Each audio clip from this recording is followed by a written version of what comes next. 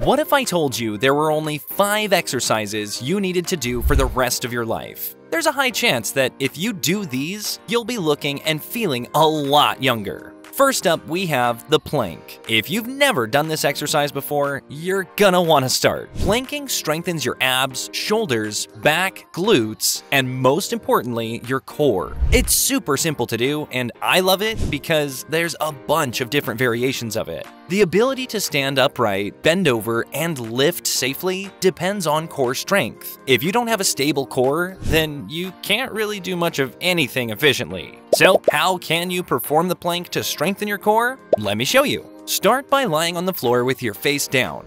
Support your body with your wrists and elbows right under your shoulders. Keep your body straight from your head to your heels as you lift it off the ground. Engage your core. Imagine pulling your belly button towards your spine. Remember not to let your shoulders or hips sag during this pose for as long as you can. Start by aiming for like 20 to 30 seconds and then slowly increase the time. Now, the first few times are going to be a little tough, but you'll quickly gain strength from it and it'll become easier. Here are some different variations you can do depending on if the traditional plank is too easy or too hard for you. The first one is the knee plank, which is great for beginners. Keep your knees on the ground while maintaining a straight line from your head to your knees. The second one is the side plank. You can do a side plank by lying on your side, straightening your legs, and stacking your feet. Keep your elbow straight under your shoulder and prop yourself up on your forearm. Then, lift your hips off the ground so that your head and feet are in a straight line. This one is a great way to work on your obliques and make them stronger so they can turn better.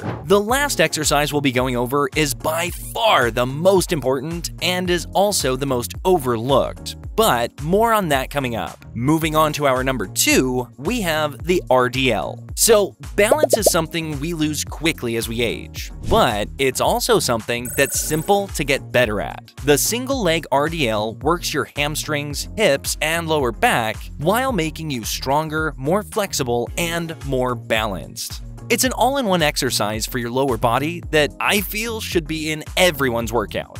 So, how can you do it correctly? Let me walk you through it step by step. Keep your back straight and your feet hip-width apart. Move your weight to one foot and keep your knee slightly bent on the other foot. Now drop your body forward and straighten the other leg as you hinge at the hip. As you bring your hands to the ground, keep your back straight and your core tight. Return slowly to the standing position and do it again. Now, at first, just use your own body weight. As you begin to feel more comfortable, you can add dumbbells for some added resistance. Now, at number 3, we have a classic exercise that you definitely have seen before, but I am positive you've been doing it wrong your whole life. I'm going to show you the correct way so that you can maximize its effectiveness and prevent injuries. Push-ups work your chest, shoulders, triceps, and core all at the same time, making them one of the best exercises for building upper body strength.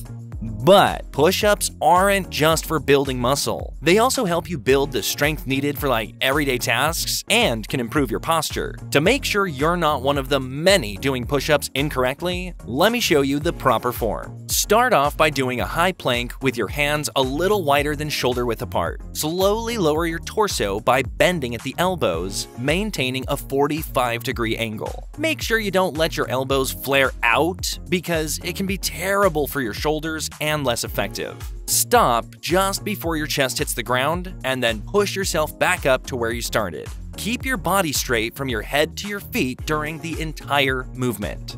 Be sure not to let your hips drop. Your increased core strength from doing the first exercise will help you out here. If you want to get the most out of the exercise, I highly suggest doing it slowly and controlled. Also, I put together a simple workout plan that you can follow 3 days a week, and I'm going to go over that at the end of the video.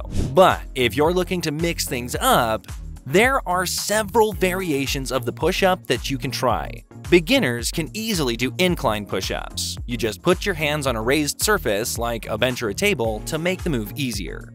If you want to target the width of your chest more, go for wider stance push-ups by placing your hands further apart from one another. To work on your lower chest and your triceps, do diamond push-ups by bringing your hands together under your chest to make a diamond shape. I already did the entire video on push-up variations, so if you want to check that one out, I'll link it in the description of this video. Now, you're definitely going to want to see this next exercise because I'm almost certain that you've never heard of it before. This unique exercise is called the horse stance. So even though it looks simple, this is an exercise that can drastically improve your entire body by doing it every morning. The muscles it engages the most are your legs, glutes, and core, which makes it a secret gem for building lower body strength and stability. Are you starting to notice a common trend of these exercises? The reason you're going to feel and look much younger is because these exercises make you stronger and more stable. To do the horse stance, keep your feet wider than your shoulder and your toes pointed slightly outward. Now, start to squat down until your knees reach a 90-degree angle. As you do this, remember to keep your core tight and your back straight. Once you're in that position, hold it for 30 to 60 seconds. You can hold a small weight at chest level for an extra challenge as you get better.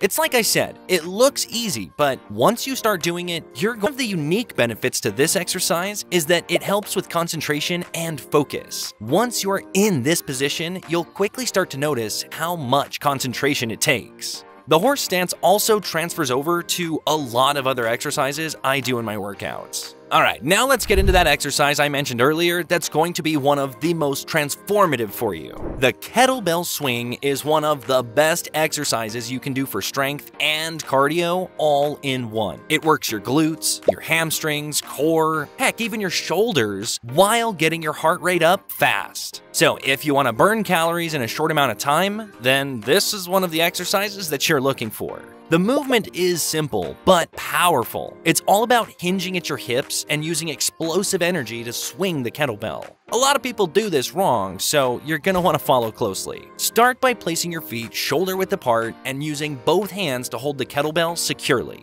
The kettlebell should swing back between your legs as you hinge at your hips, and then let the momentum of the hip drive elevate the kettlebell to chest height. As you prepare for the next repetition, allow the kettlebell to swing back down naturally while keeping control.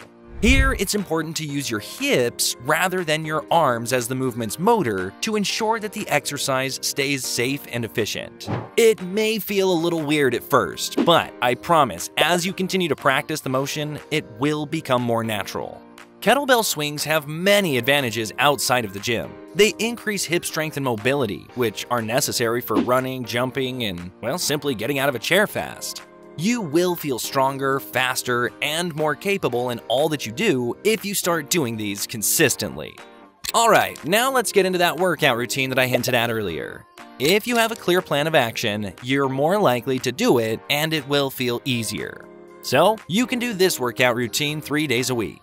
Oh, and make sure to have a rest day between workouts. Start off with the horse stance, 3 sets of 30 to 60 seconds. Then do single leg RDLs, 3 sets of 8 to 10 reps per leg. Then move into kettlebell swings, 3 sets of 12 to 15 reps. Go to push-ups for 3 sets of 10 to 15 reps.